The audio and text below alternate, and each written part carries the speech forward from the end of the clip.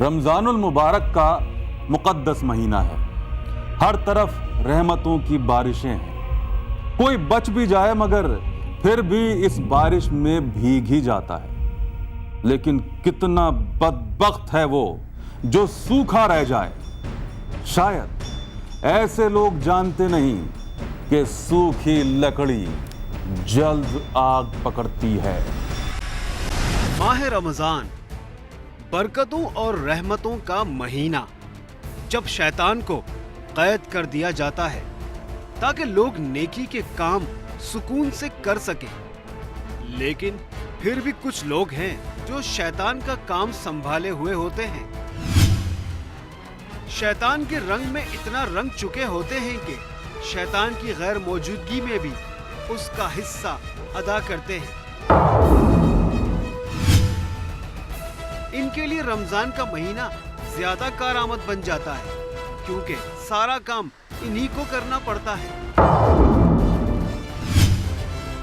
जहां लोग बरकतें समेटने मस्जिदों का रुख करते हैं, ये शैतान के चेले करते हैं लोगों के घरों का रुख। जब लोग रोजा खोलने बैठते हैं, ये पहुंच जाते हैं उनकी तिजोरियां खोलने। लेकिन ये भूल जाते हैं कि जब शैतान को कैद किया जा सकता है तो इनकी पकड़ भी कोई मुश्किल काम नहीं, बस पकड़ने वाला चाहिए। और ये मुल्जिमान भी पकड़े गए, रंगे हाथों किसी को लूटते।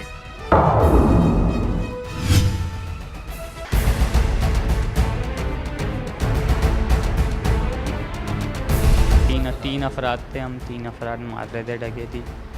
तो वहाँ से किसी ने इत्तला करी 15 को, वो 15 आई वहाँ पर, तो आवाम भी इकट्ठा हुई हुई थी, तो पुलिस हमारे को वहाँ से बचा के लाई। जहाँ हमने डकैती की गेट खुला हुआ था, वहाँ से हमारा गुजर हो रहा था, गेट खुला हुआ था, तो हम लोग घुस गए थे अंदर।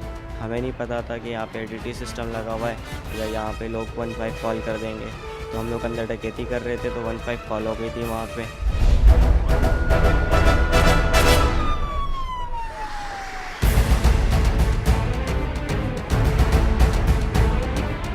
जी हाँ, 15 पर इत्तला हुई, पुलिस ने गिरफ्तार कर लिया। और इनके साथ एक लड़की भी थी। ये थी वो लड़की अफशान।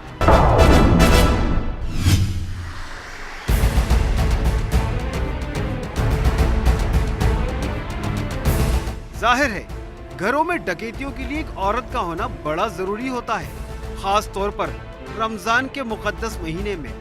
ज़कात खैरात के बहाने से अक्सर ये ख़वातीन घरों के अंदर रसाई हासिल कर लेती हैं और उसके बाद बाकी काम बाहर छुपे उसके साथ ही अंजाम देते हैं।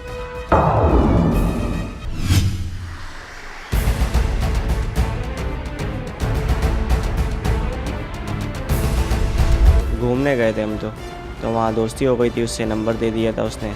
फिर ये प्लान बना डकैती करने का, तो कल फिर डकैती करने चले गए थे।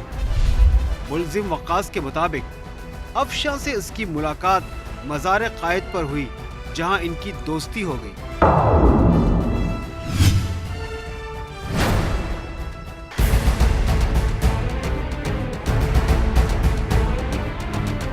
ये मालूम नहीं हुआ अभी तक कि अफशा पहले से जराइम पेशा थी और वक्कास ने जुर्म के रास्ते पर डाला, मगर पुलिस के मुताबिक वो पहले से इन चक्करों में थी। ये लोग कराची के इलाके नॉर्थ नाजाबाद में एक घर में डकैती डालकर फरार हो जाते, लेकिन घर में लगा इलेक्ट्रॉनिक सिक्योरिटी सिस्टम, जिसकी मदद से पुलिस को इत्तला हो गई और पुलिस ने बरवक्त कार्रवाई करते हुए इन्हें धर लिया। जब से रमज़ान शरीफ शुरू हुए तो एक लड़की और 2 लड़कों की शिकायतें आ रही थी कि मोटरसाइकिल पे स्ट्रीट क्राइम कर रहे हैं। कल 7:30 बजे एक कॉल आई हमारे पास कि मकान नंबर 317 पे डाकू घुसे हुए। उस इतला पे हमने घर पे पहुंचे तो गार्डन किया, फिर वहाँ इन्होंने हम पे फायरिंग की, तो एक लड़की और 2 लड़की ये पकड़े हमने। रमजान का सबक ही सब्र है, जो इनसे नहीं हुआ।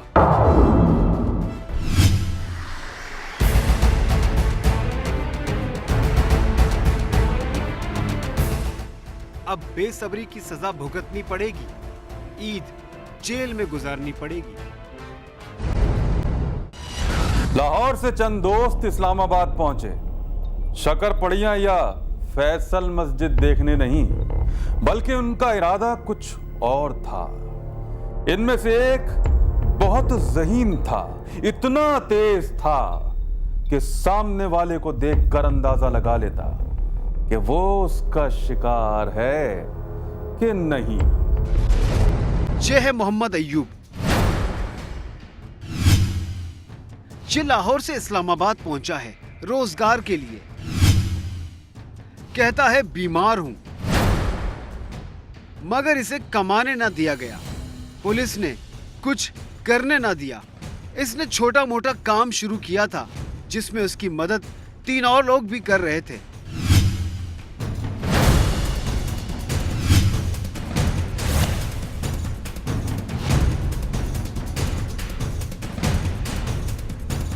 क्योंकि ये अकेला ये काम कर नहीं सकता था।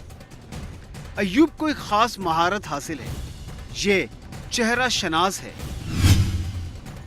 ये किसी का चेहरा देखकर बता सकता है कि उसके दिल और दिमाग में क्या चल रहा है, मगर खुदा के दिए हुए इस तोहफे को इसने जाया कर दिया। बजाय ये कि किसी अच्छे काम में इस्तेमाल करता, इसने बहुत ही घटिया तरीका इस्तेमाल किया। ये लोगों से सदका खैरात के नाम पर बड़ी बड़ी रकूम इकट्ठी करने लग गया। लोगों को यही कहते हैं कि अल्लाह ताला आपका नाम निकलाएगा, तो सदका वगैरह लेकर उनको ले लेते हैं, बस यही करते और कोई नहीं। यही किसी से 100, किसी से 200, कोई 1000, 500, यही बस। इससे ज़्यादा वारदात तो हम करते हैं, नौसरबाजी करते हैं सर बस।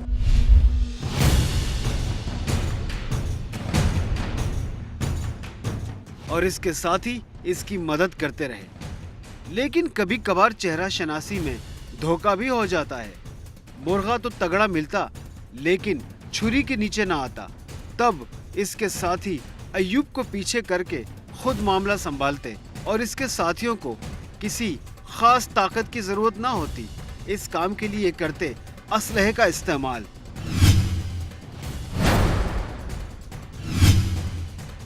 और इसी तरह ये काम चलता रहा। कभी प्यार से, कभी धमकी से ये गिरोह अपना काम चलाता रहा।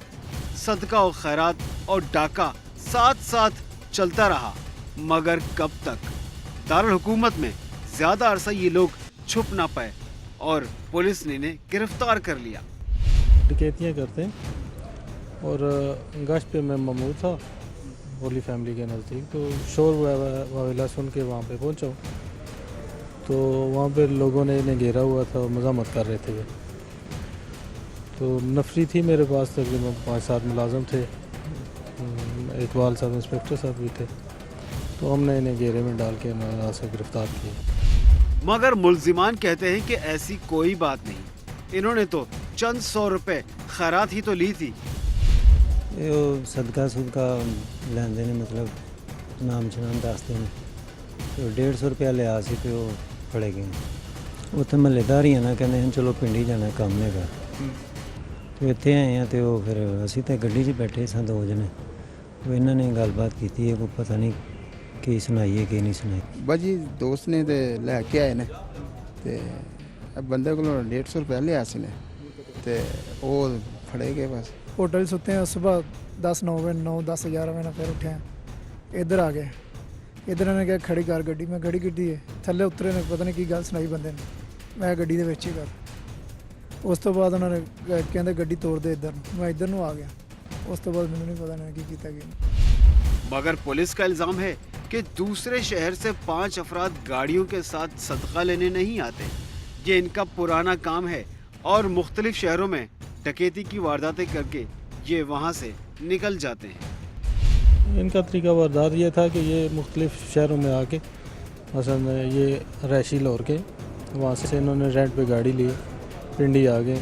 पिंडी ये होटल में इन रहते थे, तो वहाँ से बाहर निकल के रैकी वगैरह करते हैं, जो भी टारगेट हो उस पर ये वारदात डालते हैं, दोबारा होटल में चले जाते हैं। इस गिरोह का मंसूबा तो यही था कि रमज़ान में लोगों को बेवकूफ़ बनाकर सदका और खैरात के नाम पर खूब पैसे बनाएंगे। लेकिन अब लगता यही है कि सदका और खैरात तो शायद इनको अब भी मिले, लेकिन सलाखों के पीछे।